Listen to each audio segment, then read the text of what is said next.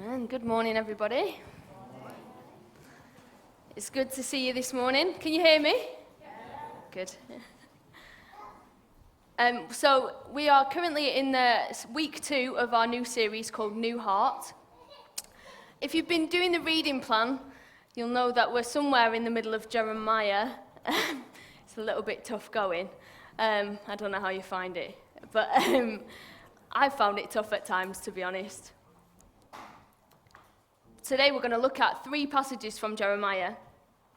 One of them is going to be the focus, and then we're going to dip into a couple of other ones, because I think that they've got some rich things that we can learn from. But before we get into that, most of you'll know that Jack and I bought a house a few months ago. Woo! And so I've kind of accidentally taken up the hobby of gardening. I would say accidentally. You don't really have a choice when you have a garden. So I've taken up this hobby of gardening. I say that, I'm not very good. Who likes gardening? A few of you. I might need to come and take some tips later. So I've done a couple of things. The main one is weeding. I've learnt that I hate weeds. But actually it's really satisfying when you get the root out. Yes, come on. You're not coming back. But the other thing is, so my dad bought us a sunflower as a welcome to your new home gift. He loves sunflowers. So it's in a pot on the wall outside. And I've been having to fight for this sunflower because it seems that the odds are against it, and everything that could get at it gets at it. So, and the problem is, because Dad bought it for us, he asks how the sunflower is. And so, the first few weeks, slugs started attacking it, and there was holes in the leaves, and I'm like, oh no, it's going to die. So I moved it onto the wall so the slugs couldn't get it. And I've been watering it, and I've been looking after it. And we went away to Ealing Festival last week, so we were away for 10 days. And apparently it didn't rain much here, because my sunflower, when I came back, it was like this. Like brown leaves, literally doubled over. Like, oh no, it's dead. So I moved it into the shade, and I've been watering it. It's actually stood back upright, so I'm like, yes, come on. Maybe it will survive. But I've learned, even just as a beginner gardener, I can't really call myself a gardener, but as a pretend gardener, that plants need certain things to survive. So they need water, they need sunlight, but not too much, because my sunflower nearly died. I guess they need some shade, they need nutrients in their soil. And today, maybe you're wondering why I'm telling you about my lovely sunflower. But today we're going to look at a passage in Jeremiah that talks about the blessed life and compares the cursed and the blessed life. One is a shrub in the desert, and one is a tree planted by the river. And there's certain things that these plants need in order for them to grow healthily and bear fruit. So let's just take a look at that passage now. It's Jeremiah chapter 17, verses 5 to 10. This is what the Lord says. Cursed are those who put their trust in mere humans, who rely on human strength and turn their hearts away from the Lord. They are like stunted shrubs in the desert with no hope for the future. They will live in the barren wilderness in an uninhabited, salty land. But blessed are those who trust in the Lord and have made the Lord their hope and confidence. They are like trees planted along a riverbank, with roots that reach deep into the water. Such trees are not bothered by the heat or worried by long months of drought. Their leaves stay green, and they never stop producing fruit. The human heart is the most deceitful of all things and desperately wicked. Who really knows how bad it is? But I, the Lord, search all hearts and examine secret motives.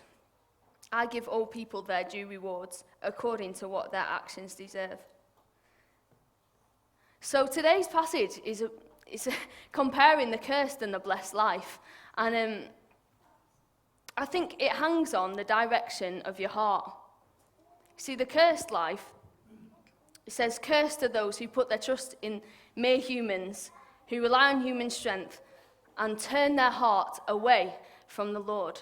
It's like a deliberate action, a choice to go, actually, God, I'm not following your way. I'm going to go my own way. And so they've turned their hearts away. But the blessed life, the blessed is the one who puts their trust in the Lord and makes the Lord their hope and confidence. So they've gone, I'm going to choose to walk in the way of the Lord.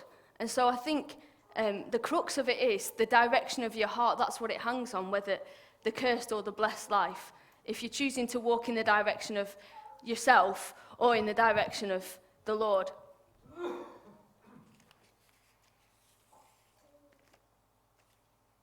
So it starts with the cursed life, those who put trust in mere humans and who rely on their own strength. And this morning, I think God's inviting us, and he's inviting in this passage, it's an invitation to trust him. It's a call to trust him. And the cursed life is that who actually doesn't trust God. They trust themselves. They think that they can do it in their own strength. They depend on their own abilities and resources. And actually things that don't last, they put their hope in. And the passage describes them, they'll be like stunted shrubs in the desert, with no hope for the future. They will live in the barren wilderness in an uninhabited, salty land. Like, the desert, I mean, I don't know how many of you have been to the desert, because it's a bit hard to imagine. When I went to Israel on holiday, we were down by Masada. I don't know if you've been there. It's near the Black Sea, and it is barren. I mean, it is hot. I think it was nearly 50 degrees when we were there. I had my factor 50 on. It's okay. It was hot. I don't know how anything could grow there. It was just dirt, salt land, like it describes. And you would see the occasional shrub, but that's all it was. It wasn't this vibrant plant growing with fruit and leaves. It was this tiny little shrub that couldn't grow because the conditions were too harsh. And that's how they describe the cursed life. Those who don't put their trust in God, who put their trust in themselves, they're going to be like this shrub planted in the desert. And so there's no growth. They're thirsty. They're empty. They're lonely. It doesn't sound like that much of an attractive place to me anyway. I don't think I'd want to spend a long time there. And so this is talking about the inner person. This is talking about the inward man or woman, the heart. So it might be that on the outside, this person seems to be thriving in life. You know, they're really progressing in their career, or they've got a great car and house. Not that those things are bad, that's great. But if this person's hope and trust is in those things, it might be that on the outside they seem to be thriving, but actually inwardly, they're like a shrub planted in the desert that doesn't grow. It's empty, it's barren, it's dry.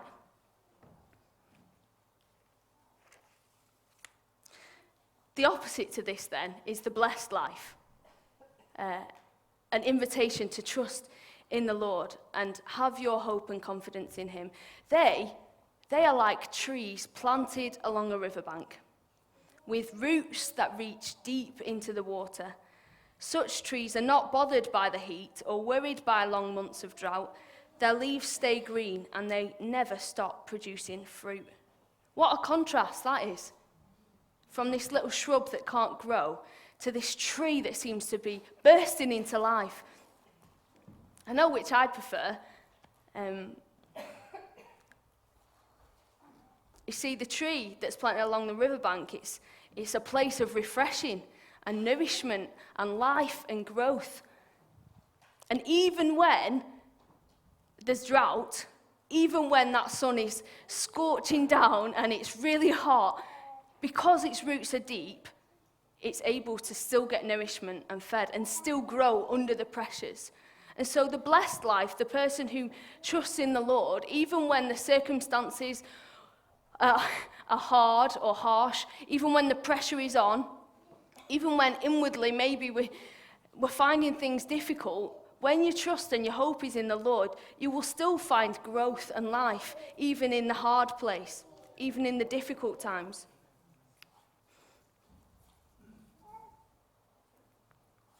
As I say, it doesn't necessarily reflect on the outward. This is about the heart. Where is your trust lie? Is your trust in yourself, or is your trust in the Lord? Because this morning, God invites you to trust him. And I know a lot of you are Christians, you follow Jesus already. This is an invitation to trust him still. To trust in God is not a one-off decision that you make. It is a daily decision to make, to say, Jesus, I trust you with this. And so for some of you, maybe you've never made that commitment to trust him before. There is an invitation this morning. God is inviting you. He welcomes you. Come, trust me. Those who trust in him will be like trees planted by the river, and their roots grow deep, and they never stop producing fruit.